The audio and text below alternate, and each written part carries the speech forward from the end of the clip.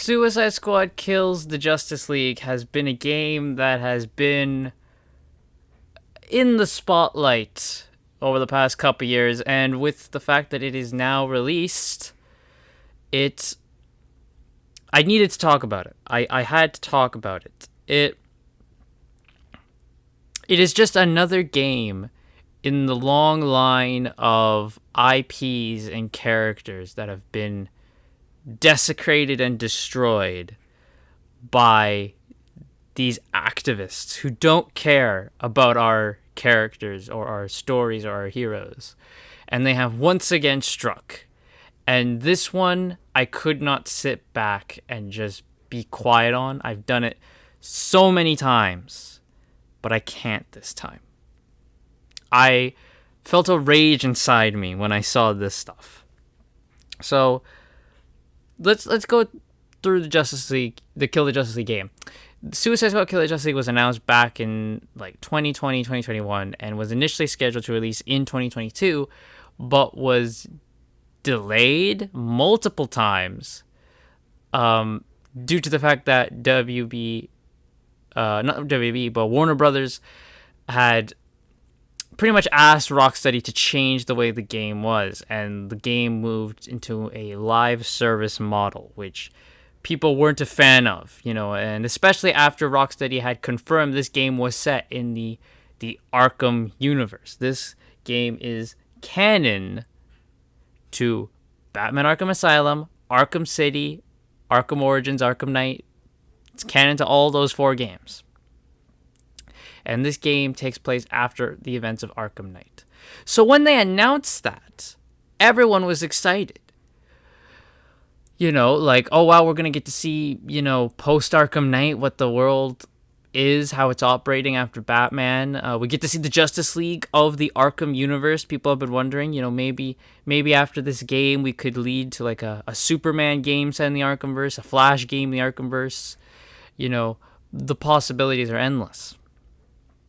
But instead, that's not what we get. We get the Justice League being mind controlled by Brainiac, and the only way, and there's no freeing them. They are done. They must die.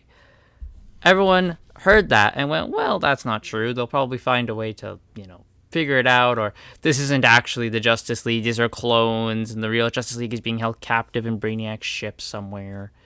We'll find a good resolution. No, that is not the case. This is the Justice League, and this is how they die. This is a complete and utter dumpster fire of a game. From from a gameplay standpoint, you move to a live service model, which is entirely unpopular. Have you not learned from stuff like the Marvel's Avengers game? That game flopped due to its poor gameplay, its poor story. No one wanted that. And when the Suicide Squad game was announced that that's what they would be doing, everyone was immediately like, oh, this is deja vu. And most people don't like the whole we have to play online or be with friends thing. Some people, the reason the Arkham games worked was because it is a more solo experience. You can play on your own. You don't need to have other people. Now, again, in Marvel's Avengers, you didn't need other people in there. But this game is more different than that, and that's what it's more leaning towards. You play online with people.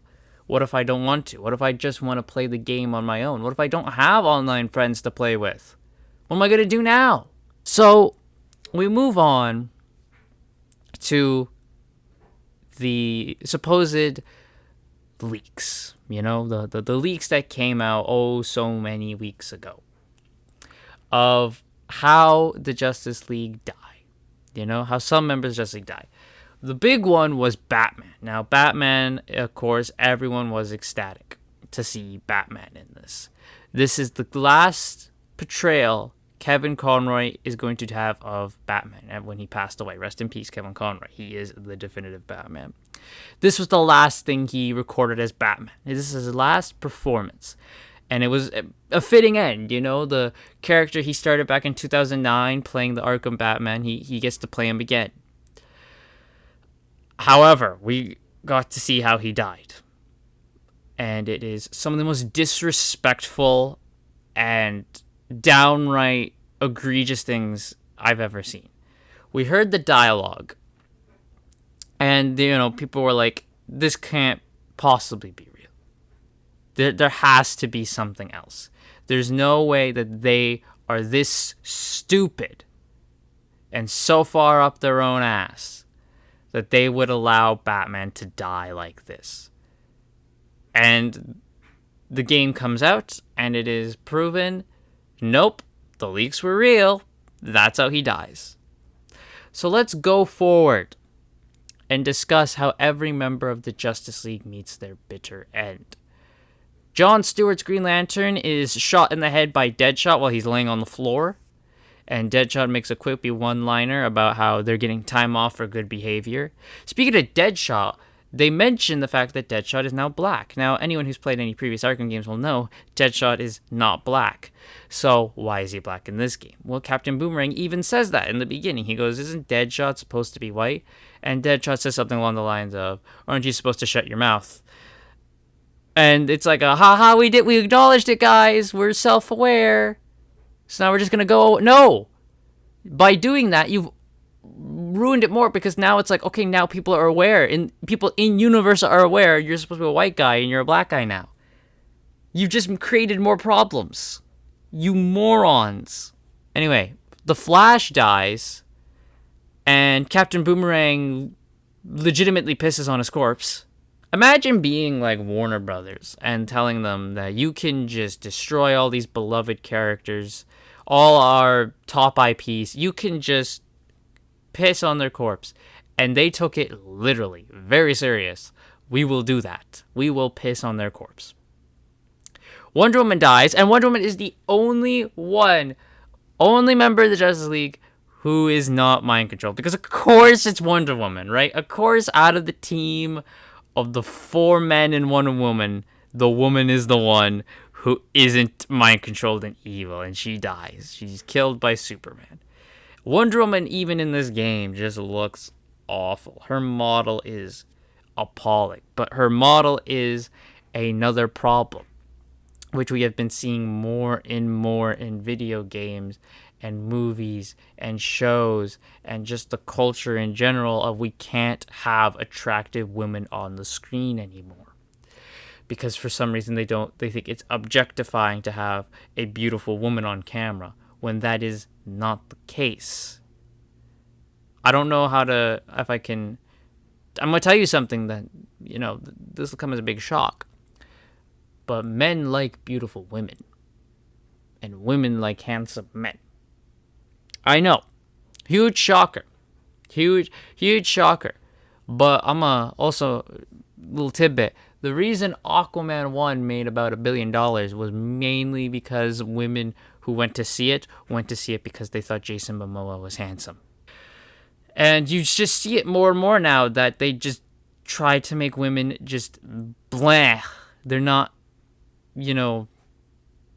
hot or beautiful anymore. The only time you see that, and you can see it on Twitter, like when there's like pictures of like characters from like an anime or something, they'll be like, "Oh, this is objectifying. It's fan service. They're just trying to get to male gaze." Well, yes, because they know that the males will watch it, and that'll boost their numbers, and that'll boost their sales.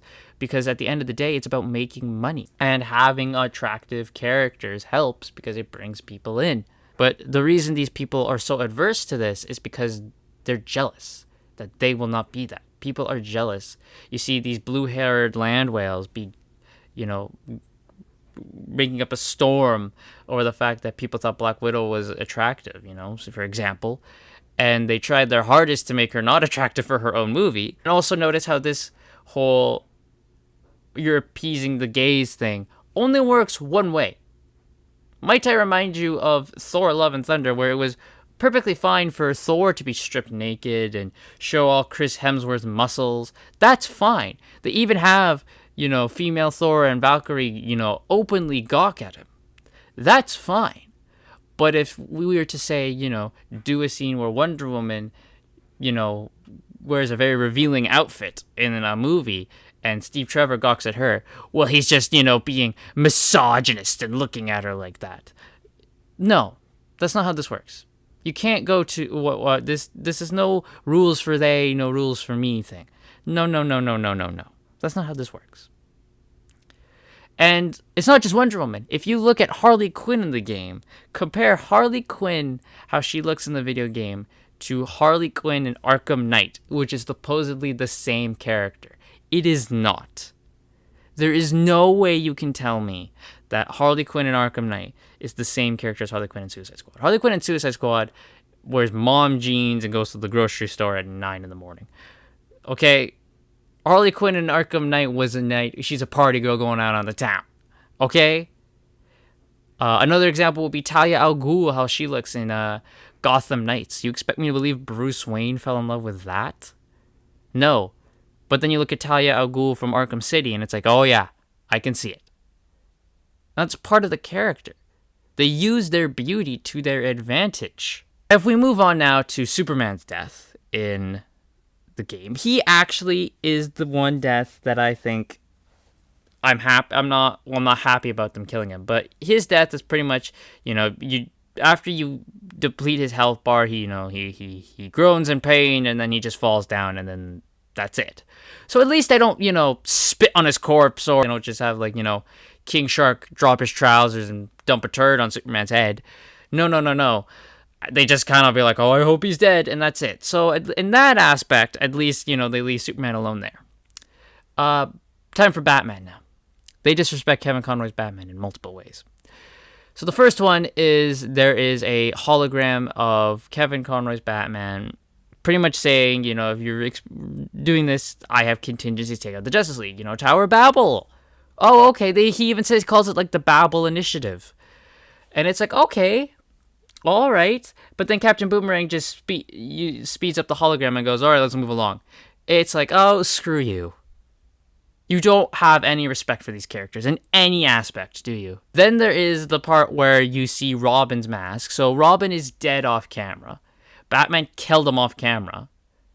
And Harley Quinn laughs at it and goes, ha, Batman killed Robin. Shut up. Shut up, you clown whore. Let's not forget who Harley Quinn is here, people.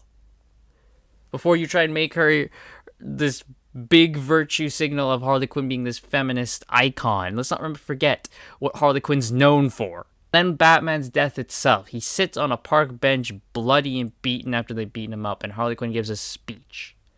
And her speech is the most current day, it's the most transparent thing ever of them saying how Batman caused havoc in the city, scaring people, and that's a bad thing because, oh no, we need to make sure that the criminals that sell drugs and kill people feel safe in the city. But it's but the people who wrote this speech are the same people who wrote the freaking line where Batman sees the riots in the streets and goes, oh, they have it coming. She then tells Batman, I bet you didn't think you'd be me at the end. And then shoots him in the head.